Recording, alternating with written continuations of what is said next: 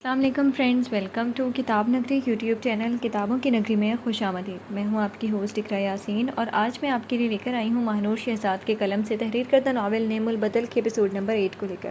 اس episode کو start کرنے سے پہلے آپ جلدی سے کر لیجیے ہمارے چینل کو سبسکرائب، ویڈیو کو لائک اور کلک کر لیجیے بیل آئیکن کو۔ اب آتے ہیں ایپیسوڈ کی جانب۔ نوشین محترمہ کمرے میں بیٹھی ہوئی تھی اور وقاص بھی ان کے پاس موجود تھا۔ تو اس کے کہنے پر بھی کیوں کیا گیا تھا؟ دیکھ لیا انجام تو نے؟ اب بیٹھا رہے، ابا نے گھر سے نکالنے کا فیصلہ کیا ہے۔ نوشین محترمہ وقاص کو غصے بھری نگاہوں سے دیکھتی چلا کر بولی تھی، آپ دونوں یہیں رہو، میں کچھ وقت کے لیے فلیٹ میں رہ لوں گا۔ نانا مجھے اس گھر میں نہیں دیکھنا چاہتے، کچھ وقت کے بعد آ کر معافی مانگ لوں گا، نانا کا غصہ بھی کم ہو جائے گا اور معاف کر دیں گے۔ وقاص نے انہیں مسئلے کا حل بتایا، جس پر وہ اسے دیکھنے لگی۔ یہ ٹھیک ہے، کیونکہ میں تو یہ گھر بالکل نہیں چھوڑ کر جانے والی۔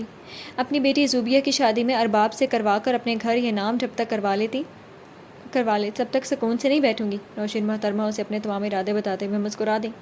ٹھیک ہے، آپ یہیں رہیں، میں نانا سے بات کرتا ہوں، وقاص کہتے ساتھ کمرے سے باہر کی طرف بڑھ گیا تھا اور نوشین محترمہ مسکراتی آنکھوں سے اسے جاتا دیکھنے لگ گئی۔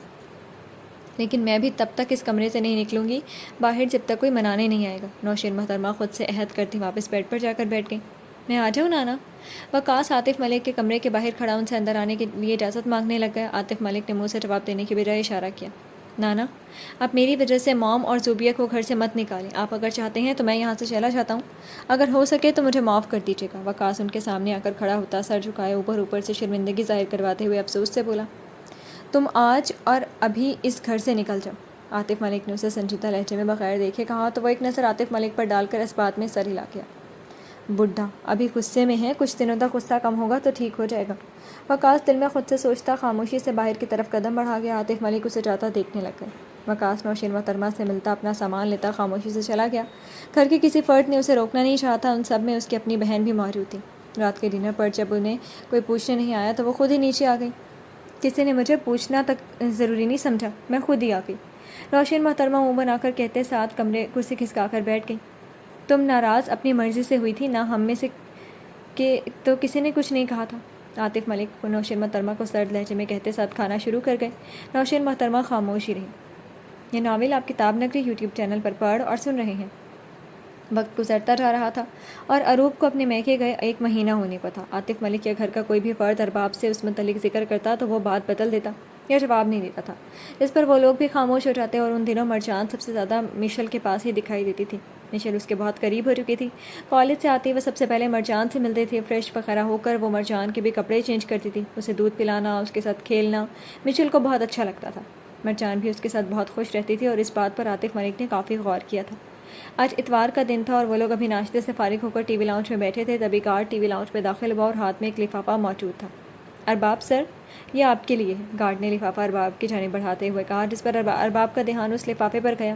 ارباب نے ہاتھ تھام لیا اور انویلپ کھولا، جہاں سامنے موجود کاغذات دیکھ کر اسے افسوس ہوا، وہ اروپ سے اس قسم کی امید نہیں کر رہا تھا۔ یہ کیا ہے ارباب؟ عاطف ملک پریشانی سے کھڑے ہوتے ارباب سے پوچھنے لگے۔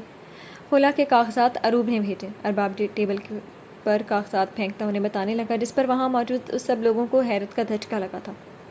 اللہ اللہ، اس لڑکی نے سیدھا خلا کے کاغذیں بھیج دیے۔ نوشین محترمہ ہمیشہ کی طرح عادتاً مجبور بیچ میں بول پڑی، دادا آپ کی دوا کا وقت ہو گیا۔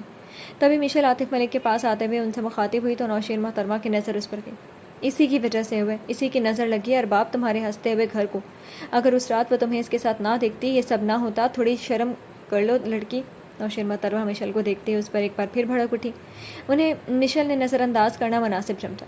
بس پھپھو، آپ نے بہت سنا لی اسے مشل کی وجہ سے، کچھ نہیں ہوا، اروپ خود ہی نہیں میرے ساتھ رہنا چاہتی۔ ارباب سرد لہجے میں نوشین محترمہ کو ٹوکتا انہیں سنا گیا۔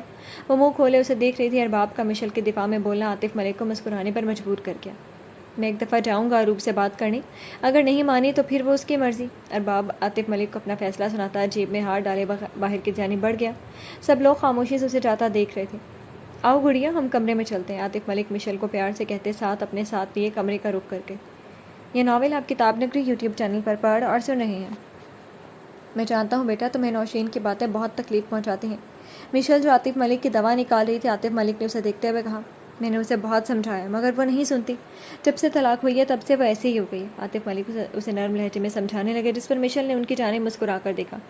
دادا، میں نے اپنا معاملہ اللہ کے سپرد کر دیا ہے، میرا اللہ جانتا ہے میری ایسی کوئی نیت نہیں تھی، اور آپ کو تو بھی مجھ پر بھروسہ ہے۔ تو بس بات ختم ہو جاتی ہے. میرے لیے صرف آپ معنی رکھتے ہیں کیونکہ صرف آپ ہی ہو جو مجھے اس گھر میں پیار کرتے ہو. مشل انہیں دبا دیتے ہوئے مسکراتے رہے. کہنے لگے جس پر عاطف ملک نے اس کے سر پر ہاتھ رکھا. جیتی رہو میری بچی, میں چاہتا ہوں تمہارا نصیب بہت اچھا ہو. آمین. عاطف ملک اسے دل سے دعا دینے لگے. مشل انہیں جواباً مسکرا کر دیکھ رہی تھی. دوا کھا لیں دادا, مشل نے انہیں اشارہ کرتے ہوئے بولا تو عاطف ملک نے اسبات میں سر ہلا کر دوائی کھائی. مشل ان کے کمرے سے باہر آتی لان کی طرف بڑھ گئی. شکر ہے تم بھی باہر آئی, زوبیہ اسے باہر آتا دیکھ کر مسکراتے ہوئے کہنے لگی. مشل نے اسے دیکھا. بس اندر دل گھبرا رہا تھا. مشل نے گہرا سانس بھرتے ہوئے اسے جواب دیا. اندر دل نہیں گھبرا رہا تھا, یا موم کی باتوں کی وجہ سے گھبرا رہا تھا؟ زوبیہ اس کے پاس آتے ہوئے مایوس نظروں سے اسے دیکھتی ہی پوچھنے لگی. مشل نے اسے دیکھا. اور کیا, پھپھو کو تو بس موقع چاہیے میری معصوم اور پیاری سی بہن کی بے عزتی کرنے کا. بہاج بھی وہاں آتے ہوئے مشل کے بائیں طرف بیٹھتا ہوا بولا. مشل نے ایک نظر اسے دیکھا. تمہیں افسوس نہیں ہے تمہارا بھائی گھر چھوڑ کر چلا گیا؟ مشل نے دھیمے لہجے میں اس سے پوچھنا چاہا. زوبیہ مسکرا دی. بالکل نہیں, مجھے معلوم ہے اسی نے تمہارے ساتھ غلط کیا ہوگا یار, اور وہ اسی سزا کا حقدار ہے. زوبیہ مشل کی طرف تاری کرتے ہوئے مسکراتے ہوئے اسے کہنے لگی, جس پر مشل مسکرا دی اور اسے گلے لگایا. شکریہ مجھ پر بھروسہ کرنے کے لیے. مشل اسے گلے سے لگائے خوشی سے کہنے لگی. زوبیہ بھی مسکرا دی. ایک بات بولوں, مائنڈ نہ کرنا, مجھے تم کہیں سے نا نوشین پھپھو کی بیٹی نہیں لگتی. مہاج ان دونوں کا موڈ اچھا کرنے کے لیے مذاق کرنے لگا, جس پر مشل نہ چاہتے ہوئے بھی اپنی ہنسی نہیں روک سکی اور زوبیہ بھی ہنسنے لگ گئی. یہ ناول آپ کتاب نگری یوٹیوب چینل پر پڑھ اور سن رہے ہیں. ارباب اروب کے گھر کے باہر موجود تھا. وہ اندر داخل ہوا اور ٹی وی لاؤنج کی جانب بڑھا. تم یہاں کیا کر رہے ہو؟ سائمہ محترمہ ارباب کو دیکھ کر صوفے سے اٹھتے غصے بھرے لہجے میں کہنے لگی. السلام علیکم آنٹی, مجھے اروب سے بات کرنی ہے. ارباب احتراماً سلام کرتے ہوئے انہیں کہنے لگا. وہ تمہیں دیکھنا بھی نہیں چاہتی. بہتر یہی ہے تم واپس چلے جاؤ اور جو میری بیٹی چاہتی ہے تم وہ کر دو, اسی میں بہتری ہے. سائمہ محترمہ ٹھوس لہجے میں اسے دیکھتے ہوئے بولی. ارباب نے انہیں دیکھا. آپ لوگ بھول رہے ہیں, ہم دونوں کی ایک بیٹی بھی ہے.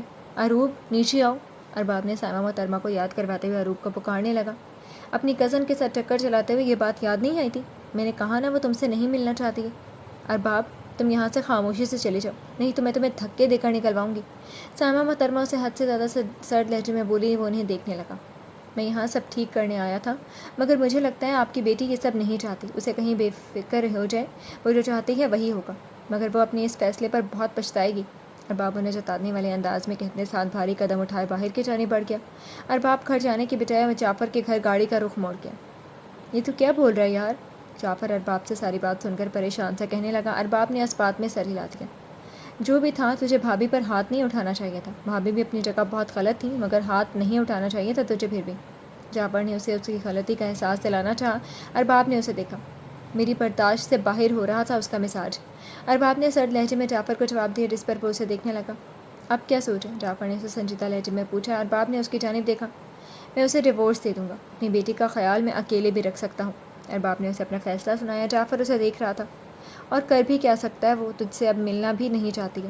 جعفر اس کے فیصلے سے متفق ہوتا اس بات میں سر ہلا کر کہنے لگا. اچھا ریلیکس کر میرے بھائی. جعفر اسے پریشان دے کر اس کے پیٹ تھپ تھپاتے ہوئے بولا, جس پر وہ گہرا سانس خارج کر گیا.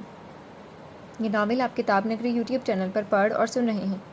اروب اور ارباب کی ڈیورس ہو گئی تھی, اور جب سے ڈیورس ہوئی تھی ارباب بہت کم ہی گھر نظر آتا تھا. وہ صبح کا جاتا, رات کو جب سب گھر والے سو جاتے تب گھر پہنچتا تھا, اور مرجان اسے اس وقت مشل کے پاس سے ملتی تھی. اس کی یہ حالت عاطف ملک کو بے حد تکلیف پہنچا رہی تھی. ارباب آج بھی ہمیشہ کی طرح دیر سے گھر آیا اور سیدھا مشل کے کمرے کی طرف بڑھا. مرجان کیسی ہے, مجھے لا دو اسے. ارباب اسے دیکھتے ہوئے اسپاٹ لہجے میں بولا. مشل چہرے پر خفگی سجائے اسے دیکھنے لگی. آپ کو کیا ہے مرجان سے؟ وہ مرے جیے ہے نا. کتنی کالز کیں دادا نے آپ کو, مگر آپ نے ایک کال اٹینڈ نہیں کی. پورا دن وہ بخار میں تڑپی ہے, کوئی بھی نہیں تھا ہاسپٹل لے جانے کے لیے. مشل سینے پر بازو باندھے اسے ٹھنڈے لہجے میں سنانے لگی. ارباب نے اپنی شہادت والی انگلی ماتھے پر مس لی. کام میں دھیان نہیں رہتا. ارباب بس یہی جواب دے سکا. مشل اسے دیکھنے لگی. ٹھیک ہے مانا آپ اس وقت بہت پریشانی میں ہیں, مگر مرجان کو بھی آپ کی ضرورت ہے, آپ اس پر بھی توجہ دیں. مشل اس کی پریشانی پر اپنا غصہ تھوڑا کم کرتی اسے کہتے ساتھ سوئی ہوئی مرجان کو اٹھا کر ارباب کو تھما گئی. میں تمہارا شکریہ ادا کرنا چاہتا ہوں مشل, میری بیٹی کا دھیان رکھنے کے لیے. ارباب مرجان کو تھامتے ہوئے اسے دیکھ کر کہنے لگا. مشل نے بھی اس کی طرف دیکھا. اس میں شکریہ کی کوئی بات نہیں, مرجان کے ساتھ وقت گزار کر مجھے خود بھی بہت اچھا لگتا ہے. مشل مسکراتے ہوئے مرجان کو دیکھتی اسے کہنے لگی. ارباب سر کو خم دیتا کمرے کی طرف بڑھ گیا. مشل بھی واپس کمرے میں چلے گئی. عاطف ملک جو ارباب کو دیکھنے کے لیے آئے تھے, ان دونوں کا ساتھ دیکھ کر وہ مسکرا دی, اور اسی وقت انہوں نے ایک فیصلہ کر لیا اور مسکراتے ہوئے واپس کمرے کا رخ کر گئے. یہ ناول آپ کتاب نگری یوٹیوب چینل پر پڑھ اور سن رہے ہیں. صبح ناشتے کے وقت گھر کے سب فرد موجود تھے. وہ بھی تیار ہو کر بڑھی ہوئی داڑھی میں سوجھی آنکھیں لیے نیچے آیا اور کرسی کھسکا کر بیٹھتا خاموشی سے ناشتہ شروع کر گیا. ارباب کب تک ایسے زندگی گزارنے کا ارادہ ہے؟ عاطف ملک ارباب سے مخاطب ہوتے سنجیدگی سے پوچھنے لگے۔ مطلب؟ ارباب نے سوالیہ نظروں سے ان کی جانب دیکھا۔ مطلب یہ کہ مرجان کا کیا سوچا؟ کچھ وقت میں وہ بڑی ہو جائے گی اور اپنی ماں کا پوچھے گی، کیا جواب دو گے؟ عاطف ملک نے اس کی جانب دیکھتے ہوئے پوچھنا چاہا۔ میرا ایسا کوئی ارادہ نہیں ہے، ایک دفعہ آزما چکا ہوں۔ ارباب انہیں صاف جواب دیتا چائے کا کپ لبوں سے لگا گیا۔ وہ تم نے اپنی پسند کی تھی اور مرجان کے لیے ماں کا ہونا ضروری ہے، ورنہ کون خیال رکھے گا اس کا؟ تم تو آفس ہوتے ہو۔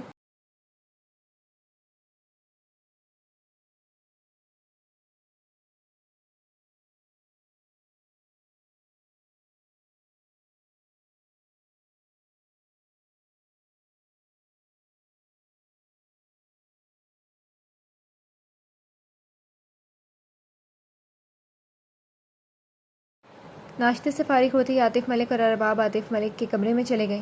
تم نہیں رکھ سکتے مرجان کا خیال؟ نوشین محترمہ زوبیہ کو دیکھتے ہوئے سرد لہجے میں کہنے لگی۔ وہ میرے پاس آتے ہی نہیں ہے موم، وہ صرف مشل کے ساتھ اٹیچ ہے۔ زوبیہ نے انہیں دیکھتے ہوئے بتانا ضروری سمجھا، وہ بس اسے دیکھ کر رہ گئی۔ میری سوچ سے بھی زیادہ تیز ہے یہ لڑکی، نوشین محترمہ مزید اس کے متعلق منفی سوچ رکھتی دل میں بولی۔ جی دادا، ارباب ان کے سامنے بیٹھتے ہوئے پوچھنے لگا۔ ارباب، تمہیں یاد ہے مجھے ایک دفعہ آ کر کہا تھا کہ تمہیں اروپ سے شادی کرنی ہے؟ میں نے ہاں کر دی تھی فوراً۔ میں نے اس وقت تمہاری بات فوراً مانی تھی، اور اب میں چاہتا ہوں تم میری بات مانو اور مجھے تم انکار نہیں کرو گے۔ میں چاہتا ہوں تم مشل سے نکاح کر لو۔ ارباب، اس بچی پر بہت بری باتیں کی ہیں نوشین نے، اور جس طرح وہ مرجان کا خیال رکھتی ہے کوئی بھی نہیں رکھ سکتا، تم سمجھ رہے ہو نا میری بات؟ عاطف ملک نے اسے تحمل بھرے لہجے میں سمجھانا چاہا۔ دادا، مشل نہیں مانے گی۔ بہتر ہے آپ یہ خیال ذہن سے نکال دیں، ارباب نے انہیں دیکھتے ہوئے سنجیدگی سے بولا، جس پر وہ اسے دیکھنے لگی۔ وہ مجھے کبھی انکار نہیں کرے گی، تم رضامند ہو؟ میں مرجان کے لیے کہہ رہا ہوں۔ عاطف ملک نے ارباب کو دیکھتے ہوئے پوچھنا چاہا۔ آپ پوچھ لیں اس سے، اگر وہ مان جاتی ہے تو ٹھیک ہے، میں کر لوں گا مرجان کے لیے۔ ارباب ان کا مان رکھتے ہوئے انہیں بولا، جس پر وہ بے حد خوش ہوئے، مگر ارباب جانتا تھا مشل انکار کرتی تھی، کیونکہ مشل کے لیے اپنی ناپسندیدگی اسے بہت اچھے سے معلوم تھی۔ میں اب جاؤں آفس کے لیے؟ ارباب ان سے اجازت مانگتا اٹھ کر کھڑا ہوا، وہ اس بات میں سر ہلا گئے۔ ارباب باہر کی طرف بڑھ گیا۔ یہ ناول آپ کتاب نگری یوٹیوب چینل پر پڑھ اور سن رہے ہیں۔ مشل عشاء کی نماز ادا کر کے بھی فارغ ہوئی تھی جب دروازے پر دستک ہوئی۔ مشل دروازے کی طرف بڑھی، دروازہ کھولا تو عاطف ملک موجود تھے۔ دادا، آپ اس وقت؟ خیریت ہے نا؟ مشل انہیں رات کے اس وقت ادھر موجود پا کر فکر مند سے پوچھنے لگی۔ میں اندر آ جاؤں؟ سب خیر ہے، مجھے تم سے ضروری بات کرنی ہے۔ عاطف ملک اسے نرم لہجے میں جواب دیتے ہوئے کمرے میں داخل ہوئے۔ مشل انہیں دیکھ رہی تھی۔ عاطف ملک کے کہنے پر وہ دونوں بیڈ پر بیٹھ گئے۔ مشل بچے، مجھے غلط مت سمجھنا، میں آپ کے اچھے کے لیے یہ کہہ رہا ہوں۔ آپ مرجان سے بہت اٹیچ ہیں، آپ جانتی ہیں نا؟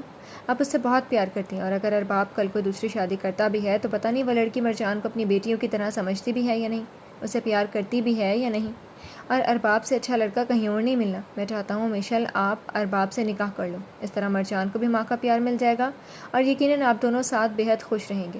عاطف ملک کی بات پر مشل حیرانگی سے انہیں دیکھنے لگی، وہ ایسی بات کی توقع ہرگز نہیں کر رہی تھی۔